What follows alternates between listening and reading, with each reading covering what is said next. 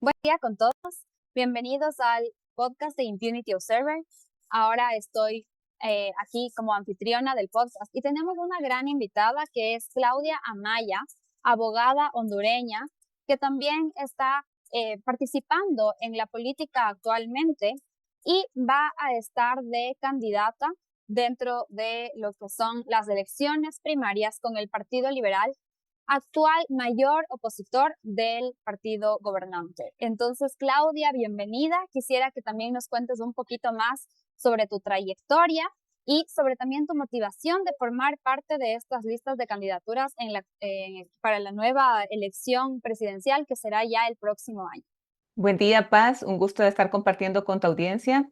La verdad que es un honor de estar aquí y muy motivada, ¿verdad? Porque en mi país el próximo año son las elecciones internas y generales y ha generado mucha suspicacia en el sentido de que el Partido Liberal se está fortaleciendo nuevamente. Hemos sufrido crisis actualmente. En los años 90 el Partido Liberal fue un gobierno en el cual logró muchos logros. Entonces, ahora estamos renaciendo nuevamente para poder llegar al poder. Y esto es que tenemos buenos candidatos en el Partido Liberal de Honduras y, por lo tanto, llenando las expectativas de que pueda llegar al poder las próximas elecciones. Cuéntame, ¿cuál es la perspectiva o el contexto que tienen actualmente en el Partido Liberal? Entiendo que existen eh, al menos tres candidaturas para las primarias. ¿Nos puedes contar un poquito más de Maribel, Salvador, que han estado dentro de nuestro podcast? Y también Jorge, que creo que es uno de los que con más ventaja está actualmente para también poder conseguir, ¿no es cierto?, las elecciones primarias. Entonces, cuéntame un poquito más cómo se encuentra actualmente el Partido Liberal y cuál es el estado de las elecciones primarias. Bueno, en el Partido Liberal tenemos excelentes candidatos. Desde el perfil de Jorge Cálix, que es abogado, Salvador Nasralla, de igual manera la abogada Maribel Espinosa. En este sentido, el Partido Liberal se está fortaleciendo nuevamente, como te mencionaba, y por lo tanto generando muchas expectativas de que quién va a ganar las elecciones internas del Partido Liberal. Y esto también ha llamado la atención porque, por ejemplo, Jorge Cálix fue liberal, estuvo en el Partido Libre, retornó al Partido Liberal nuevamente y atrajo muchos jóvenes, mucha juventud también del Partido Libre para el Partido Liberal, que anteriormente también eran liberales. Entonces, eso es algo positivo para el Partido Liberal. De igual manera, Salvador es de otro partido del PSH, pero también él se incorporó por primera vez al Partido Liberal, en el cual también eso está fortaleciendo el Partido Liberal con más personas, más liberales. Y la abogada Maribel, pues de una trayectoria liberal desde sus inicios, pero también participó como diputada en las elecciones anteriores por el PSH, en el cual estuvo también en otro partido y ahora nuevamente está con nosotros en el Partido Liberal. En mi caso personal, yo me he mantenido siempre en el Partido Liberal, no he cambiado, he sufrido todas las crisis, porque de igual manera soy una liberal de tradición, ¿verdad? Aparte de eso, de pensamiento, por educación, pero en este sentido, mi trayectoria política también viene de tradición familiar. Cuando tú mencionas el liberalismo, en el partido se lo defiende desde el lado económico, social, ¿cuáles son los principios y valores?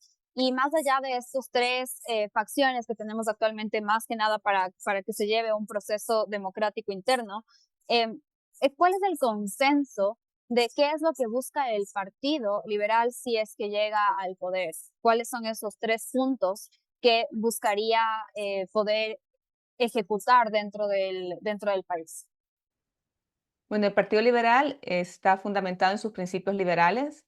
Han habido reformas dentro de los estatutos del Partido Liberal donde se menciona un liberalismo social, pero yo lo centro en la parte de un liberalismo clásico, en el cual fortalece lo que es el Estado de Derecho con impuestos bajos, fortalecer la seguridad jurídica, la seguridad personal, inversión privada, y por lo tanto eso es lo que busca el Partido Liberal, el ser humano como primordial, y por lo tanto el respeto del individuo, ¿verdad? Que se pueda desarrollar en sociedad, pero respetando siempre lo que es un Estado de Derecho, que es lo más importante para el Partido Liberal y la generación de empleo que actualmente se necesita. Pero ¿cómo se puede lograr esto? Solamente que exista una seguridad jurídica y de igual manera una seguridad personal para todos los ciudadanos y también para la inversión nacional o extranjera, porque eso es lo que está pasando actualmente en el país, de que no hay una inversión nacional, no hay una inversión extranjera, porque existe esa inseguridad jurídica por el actual gobierno que está actualmente.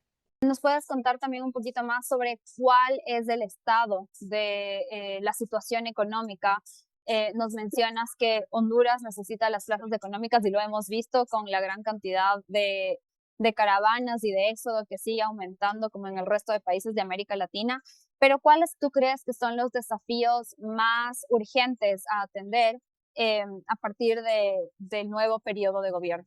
Bueno, actualmente los grandes desafíos es que no existe seguridad jurídica y están cambiando las reglas del juego en cada momento y por lo tanto no están atrayendo una inversión. Y en este sentido, al sentirse el empresario, el emprendedor inseguro, no genera esas nuevas oportunidades y por lo tanto se necesita ese respeto a la Constitución de la República, hacer reformas actuales en cuanto al tema tributario, pero no las que se están promoviendo actualmente con una ley de justicia tributaria porque las actuales leyes están bien, por ejemplo, en el tema de la ley de zonas libres, por ejemplo, que son zonas francas, y lo que se necesita es una verificación, una fiscalización por parte del gobierno del cumplimiento de las leyes actuales. Entonces, esto es lo que ha generado controversia en el país, por lo tanto, de una nueva ley de justicia tributaria, por ejemplo, en el cual quieren hacer reformas tributarias, quieren eliminar lo que son el tema de exoneraciones, pero también esto viene a perjudicar el tema de la generación de empleo. Entonces, no lo podemos hacer de una sola vez, sino que se tiene que hacer consensuado con los empresarios, en el cual esas reformas tienen que ser fuertemente revisadas para no afectar la generación de empleo que el país tanto necesita y evitar esa migración de Honduras hacia el sueño americano que todos, la mayoría de los hondureños sueñan con ello por la falta de oportunidades y la falta de seguridad que existe en el país. Entonces, en el caso del departamento de Cortés, yo que soy de San Pedro Sula, somos los más afectados con el tema de las reformas tributarias que quieren implementar este gobierno. A la vez, y al día de hoy no se ha logrado porque se ha hecho mucha oposición por parte de la clase empresarial, los diputados de oposición, entonces no se ha logrado, pero la agenda del gobierno es que esa ley se apruebe. Y esto no es beneficioso para el país ni para los ciudadanos en general. ¿Cuáles son las consecuencias que ya se pueden palpar de este manejo y de estas reformas que han afectado la seguridad jurídica? Con la intención de hacer estas reformas, muchas empresas han cerrado o se han ido del país, solamente con la intención de promover una ley. Entonces, no podemos seguir permitiendo esto. Simplemente tenemos que llegar a un diálogo, a un consenso que es muy importante para no afectar a los ciudadanos que gozan de un empleo gracias a estas, por ejemplo, ley de zonas libres, a las zonas libres en el cual, por ejemplo, yo asesoro también en la parte profesional como abogada y no se vean perjudicadas y por lo tanto llegar a acuerdos, arreglos, pero no hacerlo de una sola vez como te mencionaba, porque solamente con la intención de hacer estas reformas, muchas empresas han cerrado o se han ido del país.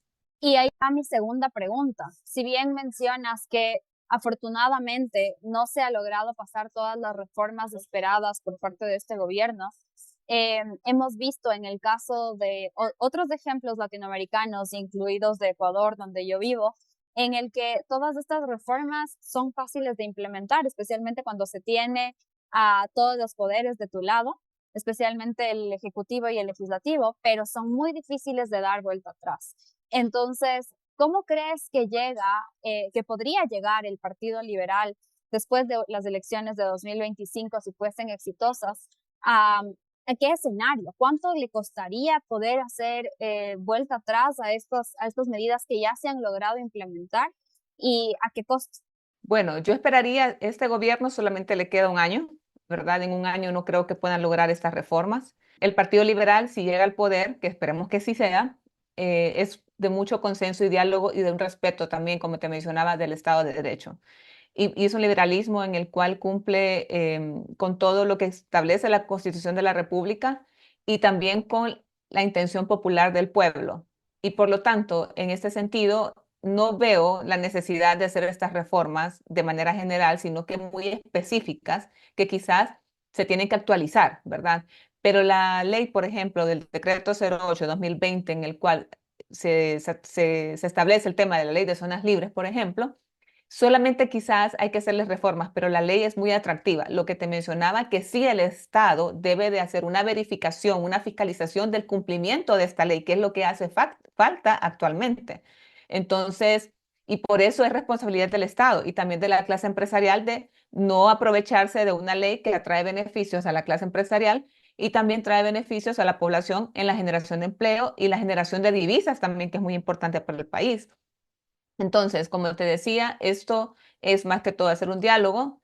El Partido Liberal está dispuesto a dialogar, establecer las reformas, pero como te menciono, en mi opinión personal, es hacer revisiones muy específicas y hacer esa verificación y fiscalización por parte del gobierno del cumplimiento de la ley.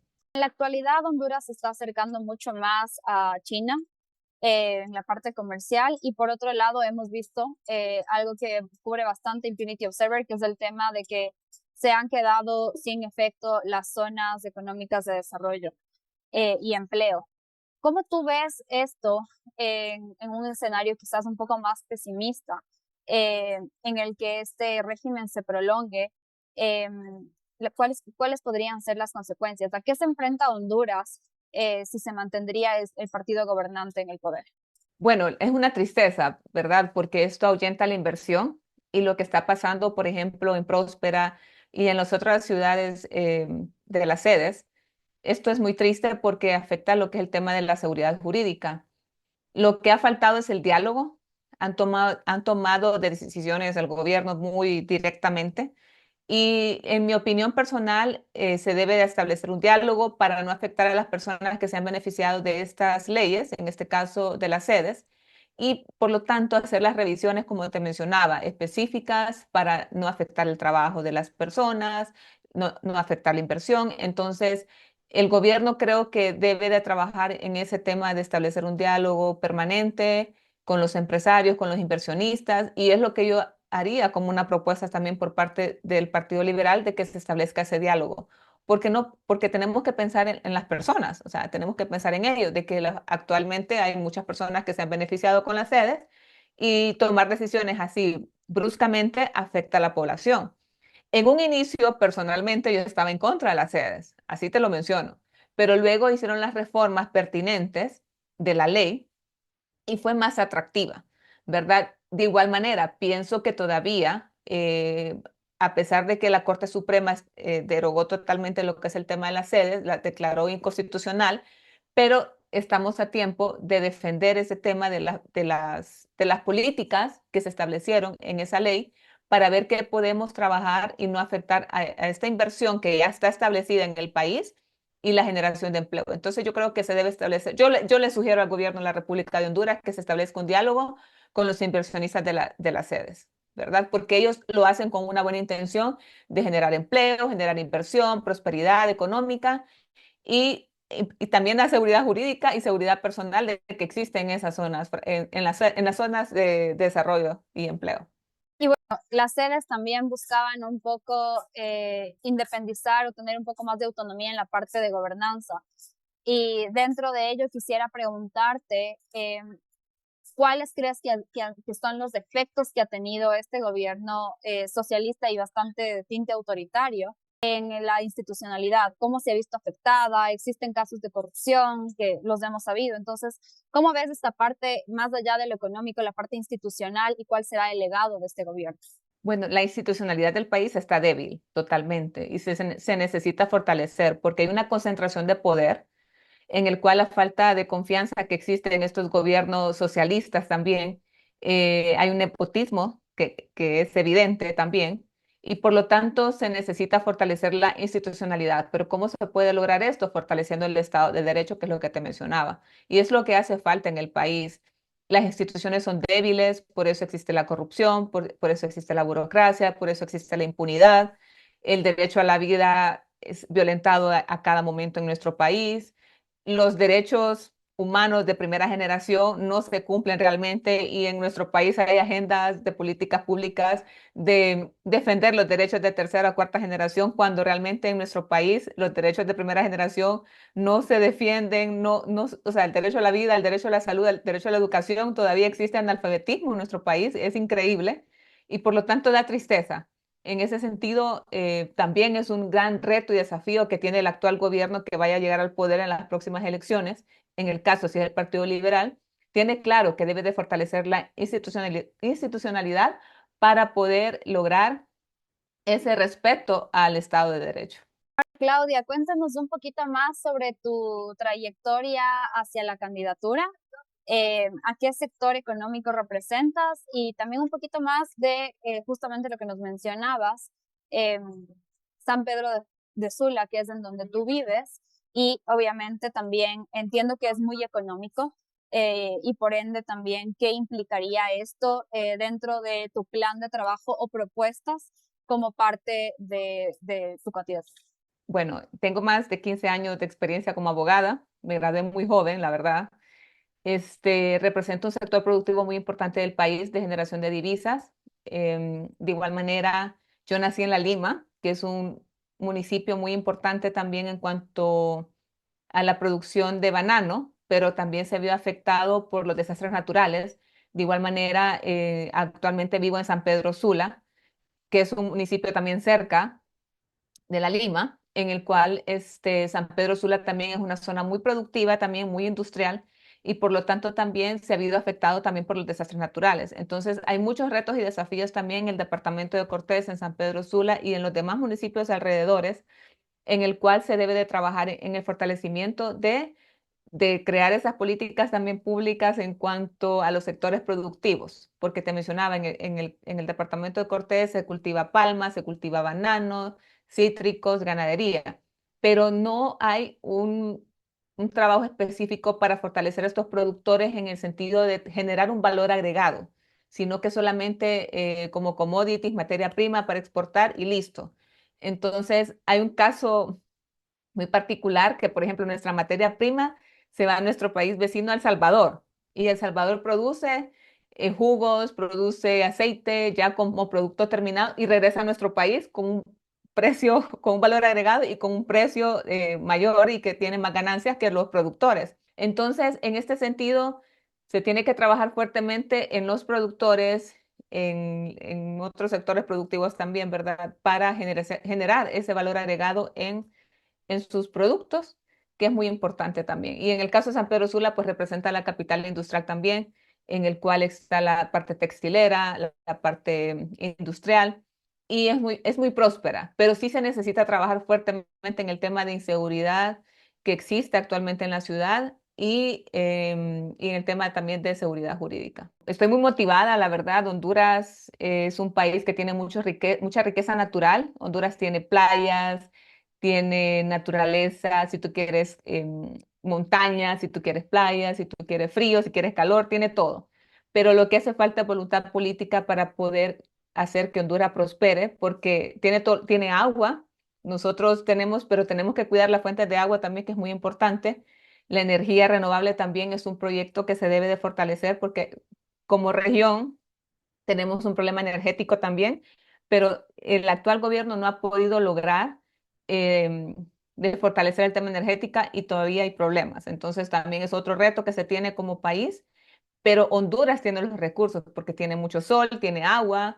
Entonces es de seguir trabajando en esas políticas públicas para fortalecer el tema energético y salir de esta crisis que tenemos nosotros. Nosotros hasta podríamos vender energía a otros países, por ejemplo, porque tenemos sol casi todo el año. Entonces, es un gran desafío que tiene, pero Honduras al final es un país de 5 estrellas. Muchas gracias, Claudia. Y realmente ahí entra un poco el tema de eh, la maldición de los recursos naturales que se lo menciona, ¿no? Que muchas veces nos quedamos cómodos sin eso, aprovecharlo de buena manera o con las autoridades que se lo van llevando por lados de corrupción y conflicto de intereses. Entonces, creo que también hay mucha oportunidad de trabajar ahí. No sé si quieres darnos un último mensaje también. Bueno, solamente que tenemos la voluntad de poder generar esos cambios en el país que necesita Honduras, en el sentido de que, como te mencionaba, es muy importante crear estos proyectos, pero que sean sostenibles también con el tiempo y evitar la corrupción y evitar la burocracia. y de simplificar las leyes también, que es muy importante. Trabajar fuertemente en la descentralización también, porque en Honduras el poder está muy concentrado en la capital. Creo que como todo país latinoamericano también eso pasa, pero sí se necesita darle más independencia y más poder a las municipalidades y las alcaldías en este sentido para que puedan fortalecer sus comunidades y así puedan generar sus propios proyectos en este sentido y evitar lo que es la burocracia y la corrupción, que es muy importante, y trabajar fuertemente en el respeto a la vida humana, que es lo más importante para mí. Gracias, Claudia, por habernos acompañado en este episodio. Estaremos atentos también de ver cómo avanzan las elecciones, tanto primarias como secundarias, y seguiremos cubriéndolo en Impunity Observer. Si quieren saber más acerca de lo que nosotros cubrimos en América Latina, nos pueden seguir en impunityobserver.com, suscribirse para nuestros newsletters o suscribirse a este canal en YouTube. Gracias, Paz. Buen día a todos. Saludos.